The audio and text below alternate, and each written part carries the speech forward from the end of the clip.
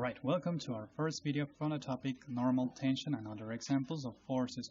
And today we're going to solve the example 4.5 from the book College Physics. And it says, consider the skier on a slope shown in figure 4.13. There it is. And her mass, including equipment, is 60 kilograms. So let's focus first on part A, and it says, what is her acceleration if friction is negligible? Alright, let's go to our blackboard. And there it is. I have placed the arrow of the acceleration. And what is the force that will make her go down? Well, that force is called the parallel weight. That's a force that allows to everybody to go down in a slope. No matter if the object is stopped, that force is still there. Alright, so here we have the acceleration, we have the parallel force. This time the friction won't be considered, so I'm going to erase it here. There.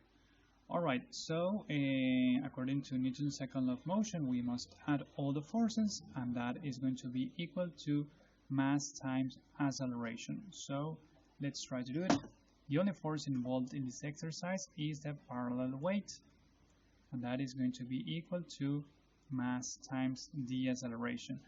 This is the first time that we see this force. Nevertheless, always consider that this force is going to be in every problem with a slope. But we have a problem here. We don't have the parallel weight, so what can we do? Alright, one thing is go to our formula chart. Under this, we have a formula for the parallel weight, so let's take it to our blackboard and let's see if we can get it. In order to calculate the parallel weight, we must multiply the weight by the sine of the angle. Alright, we have the angle here, but we don't have weight. So what can we do? Alright, let's go back to our formula chart, and here we can see the formula of the weight. So let's take it to our blackboard and let's use it. As you can see, I have stopped the first calculations because I don't have all the data. So I must go on here in order to calculate the weight. So weight is equal to mass times gravity, and we have the mass, which is equal to 60 kilograms, and we have the gravity, which is equal to 9.8 meters per square seconds.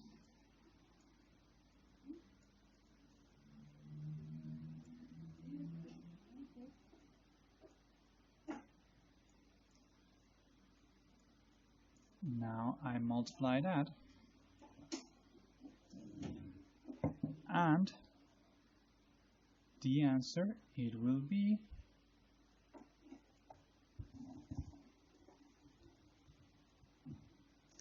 588 newtons.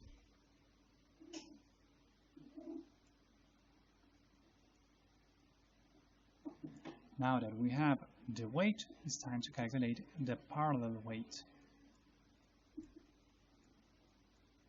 So parallel weight is equal to the weight, and that is equal to 588 newtons.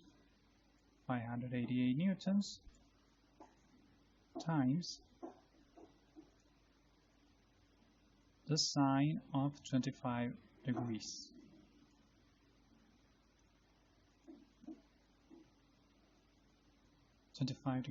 That's right.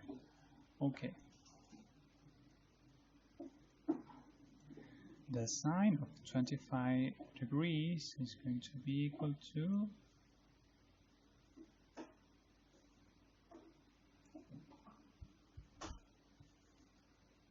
0.42.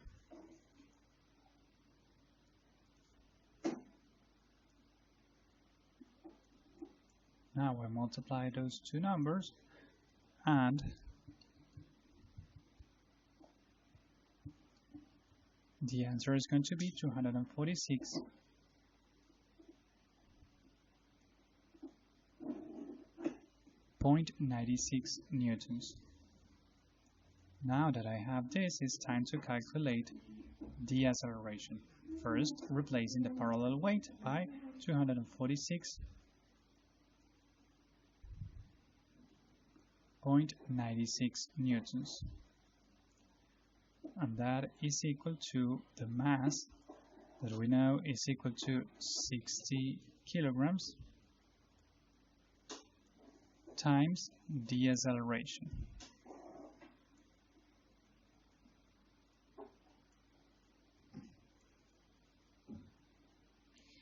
So what I have to do is isolate that acceleration, and to do so I'm gonna send those 60 kilograms to the other side to divide 246.96 newtons divided by 60 kilograms.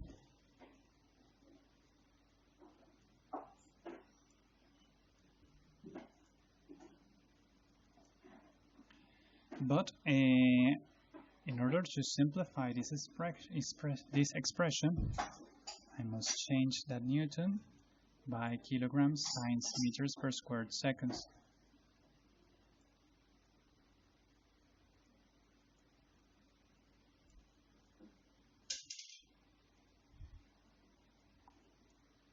And now 246.96 divided by 60 is going to be equal to 4.12.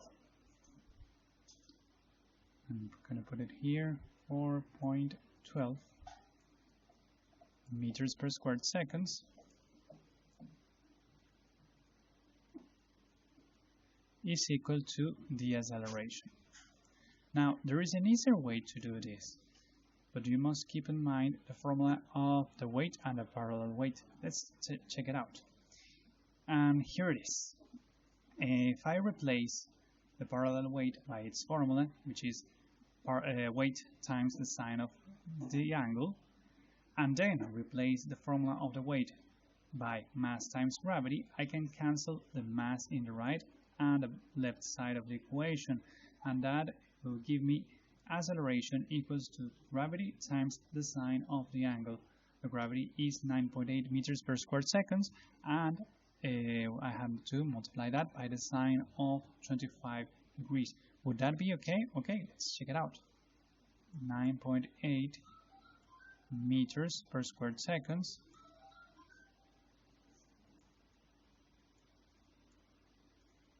times the sine of 25, which we know it's 0.42, equals the acceleration. Now 9.8 times 0.42 is going to be equal to 4.12. Again, the same answer.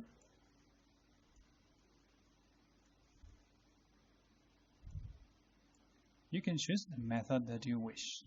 Both of them are okay. But we must solve part B as well, because we only have solved part A. In part B, it says, what is the air acceleration if friction is known to be 45 newtons? So here is going to be a little bit more complicated, because here we're going to have the parallel weight, we will have the acceleration, again, going downward,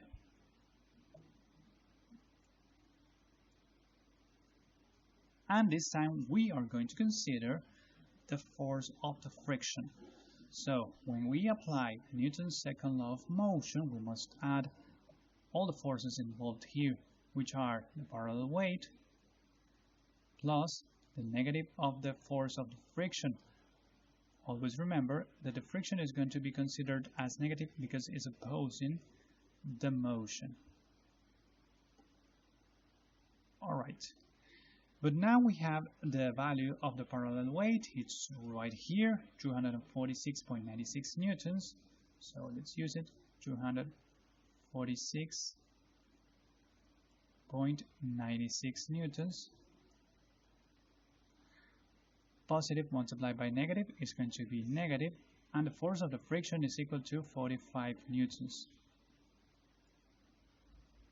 equals to the mass, which is equal to 60 kilograms, times the acceleration.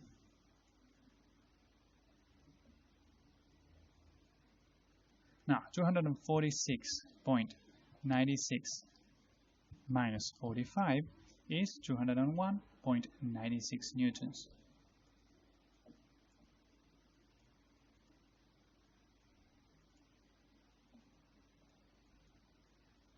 And I'm going to send those 60 kilograms from one side to the other to divide.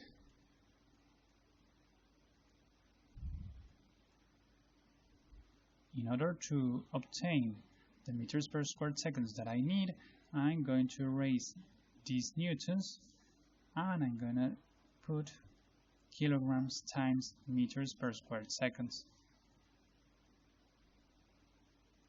I can cancel both kilograms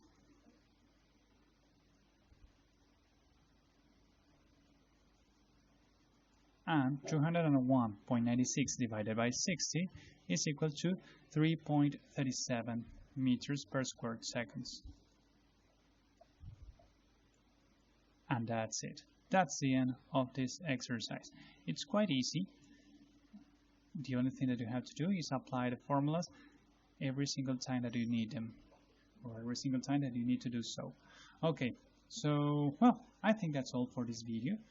And, well, I think that will be all for our subject this year.